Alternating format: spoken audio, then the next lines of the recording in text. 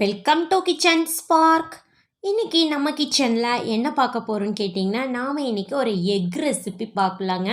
நாம் இன்றைக்கி முட்டை சுக்கா தான் செய்ய போகிறோம். சாப்பிட்றதுக்கு ரொம்ப ரொம்ப டேஸ்ட்டாக இருக்குது இந்த முட்டை சுக்கா. இது பார்த்திங்கன்னா உங்களுக்கு தயிர் சாதத்துக்கு, வெரைட்டி ரைஸுக்கெல்லாம் இந்த முட்டை சுக்கா ரொம்ப ரொம்ப சூப்பரான சைட் டிஷ்ஷாக இருக்கும். எப்படி செய்யலான்னு பார்க்கலாம். அதுக்கு முன்னாடி இன்னும் நீங்கள் நம்ம சேனலை சப்ஸ்கிரைப் பண்ணலைன்னா சப்ஸ்கிரைப் பண்ணிடுங்க. அப்படியே பக்கத்தில் இருக்கிற பெல்லைக்கானை கிளிக் பண்ணிடுங்க. வாங்க இந்த முட்டை சுக்கா எப்படி செய்யலான்னு பார்க்கலாம். நான் இன்றைக்கி பார்த்திங்கன்னா ஒரு 6 முட்டை எடுத்துக்க போகிறேன். இதுக்கு நம்ம ஒரு பவுலில் ஃபஸ்ட்டு 6 முட்டையை நம்ம உடச்சி ஊற்றிக்கலாம். பாருங்கள் எடுத்தாச்சு. இப்போ இந்த முட்டைக்கு தேவையான அளவு உப்பு எடுத்துக்கலாம். கொஞ்சமாக பெப்பர் பொடியும் ஆட் பண்ணிக்கலாம். இப்போ இதை நல்லா மிக்ஸ் பண்ணி வச்சுக்கலாம். பாருங்கள் நல்லா கலந்து விட்டுறலாம். பாருங்கள் அவ்வளோதான், நல்லா ரெடி ஆகிடுச்சு, இருக்கட்டும். நெக்ஸ்ட்டு பாருங்கள், நான் ஒரு பேன் எடுத்துருக்கிறேன். அதில் ஒரு 2 ஸ்பூன் ஆயில் போட்டு இந்த மாதிரி நல்லா ஸ்ப்ரெட் பண்ணி விட்டுறலாம். அடுப்பை கொஞ்சம் மீடியம் ஃப்ளேமில் வச்சுட்டு நம்ம மிக்ஸ் பண்ணோம் இல்லைங்க, அந்த முட்டையை இதில் நம்ம ஊற்றி விட்டுறலாம். கொஞ்சமாக ஓரங்களில் நம்ம கொஞ்சம் எண்ணெய் எடுத்துக்கலாம். எடுத்துட்டு இந்த மாதிரி க்ளோஸ் பண்ணி வச்சுக்கலாங்க. கொஞ்சம் மேலேயும் நம்மளுக்கு வெந்து வரணும். பாருங்கள் சைடில் எடுத்து விட்டுறலாம் லைட்டாக. பாருங்கள் ஓகே, இன்னும் முட்டை வேகணும் நம்மளுக்கு. சரி, நான் கொஞ்சம் வேகட்டும். பாருங்கள் ஓரங்கள்லாம் எடுத்து விட்டோம், கொஞ்சம் நல்லாவே வெந்து வந்துருச்சு. இப்போ திருப்பி போட்டுக்கலாம். பாருங்கள் அவ்வளோதான், திருப்பி போட்டாச்சு. ஒரு 2 நிமிஷம் மட்டும் வச்சுட்டு நம்ம அடுப்பை ஆஃப் பண்ணிக்கலாம். ஹீட்லேயே நம்மளுக்கு நல்லா வெந்து வந்துடும். இப்போ இதை ஒரு பிளேட்டுக்கு நம்ம மாற்றிக்கலாம். பாருங்கள் சூப்பராக ரெடி ஆகிடுச்சு முட்டை. இப்போ இது ஒரு பிளேட்டில் மாற்றிட்டு நம்ம இதை கட் பண்ணி எடுத்துக்கலாங்க. சுக்காவுக்கு வந்து நம்ம உங்களுக்கு என்ன சைஸ் வேணுமோ, குட்டி குட்டியாக வேணும்னா குட்டி குட்டியாக கட் பண்ணிக்கலாம். பாருங்கள் நான் கொஞ்சம் சதுரமாக பெருசாக கட் பண்ணி எடுத்துக்கிறேன். பாருங்கள் இந்த மாதிரி கட் பண்ணிக்கலாம். அவ்வளோதாங்க. இப்போ நம்ம இதை கட் பண்ணி பீஸாக தனியாக எடுத்து நம்ம ஒரு பிளேட்டுக்கு மாற்றி வச்சிட்டோன்னா நம்ம சுக்கா செய்கிறதுக்கு ரொம்ப சுலபமாக இருக்கும். பாருங்கள் நல்லா உங்களுக்கு நான் இந்த சைஸில் தான் கட் பண்ணி எடுத்திருக்கேன், இருக்கட்டும். நெக்ஸ்ட்டு பாருங்கள், நம்ம ஒரு கடாய் எடுத்துகிட்டு அதில் கொஞ்சம் ஆயில் போட்டுக்கலாம். ஒரு 2 பெரிய வெங்காயம் நல்லா இந்த மாதிரி பொடியாக கட் பண்ணிக்கலாம். அப்புறம் நாங்கள் காரத்துக்கு ஏற்ப ஒரு 2 பச்சை மிளகாய் மட்டும் ஆட் பண்ணியிருக்கேன். மசாலா ஆட் பண்ணணும்.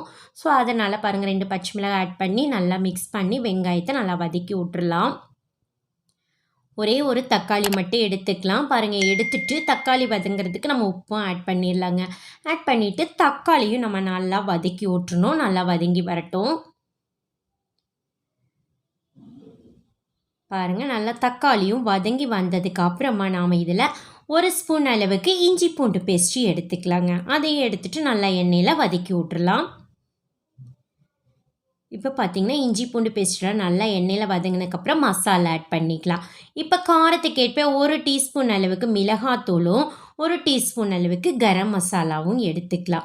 நெக்ஸ்ட்டு பார்த்திங்கன்னா 1 டீஸ்பூன் மல்லித்தூளும் அப்புறம் பார்த்திங்கன்னா 1/2 டீஸ்பூன் அளவுக்கு பெப்பர் பொடி எடுத்துக்கலாம். ஜீரகத்தூள் 1 டீஸ்பூன் அளவுக்கு எடுத்துக்கலாங்க. அவ்வளோதான் நம்ம மசாலே. இப்போ நல்லா எண்ணெயில் வந்து நம்ம நல்லா வந்து அந்த மசால் வாசனை பச்சை வாசனை போக்குவரத்துக்கும் நல்லா வதக்கி விட்டுறணும். பாருங்கள் நல்லா வதங்கினதுக்கு அப்புறமா இதில் கொஞ்சமாக தண்ணி எடுத்துக்கணுங்க. நிறைய எடுக்கக்கூடாது. நம்ம வந்து கிரேவி செய்யலை, சுக்கா செய்கிறோம். அதனால் லைட்டாக இந்த மசால் வந்து உங்களுக்கு நல்லா வதங்கி வர்றதுக்காக கொஞ்சமாக தண்ணி எடுத்துகிட்டு இந்த மாதிரி நல்லா மிக்ஸ் பண்ணி விட்ருங்க.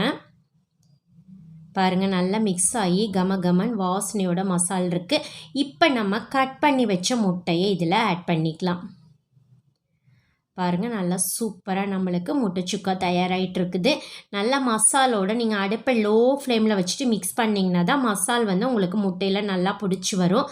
நீங்கள் உப்பு பார்த்துட்டு தேவைப்பட்ட ஆட் பண்ணிக்கோங்க. பாருங்கள் ரொம்ப சூப்பராகவே ரெடி ஆகிடுச்சுங்க. எனக்கு உப்பு ஆல்ரெடி கரெக்டாக இருக்குது. முட்டையிலையும் போட்டிருக்கோம், மசாலையும் நம்ம வந்து தக்காளிக்கும் போட்டிருக்கிறனால சரியாக இருக்குது.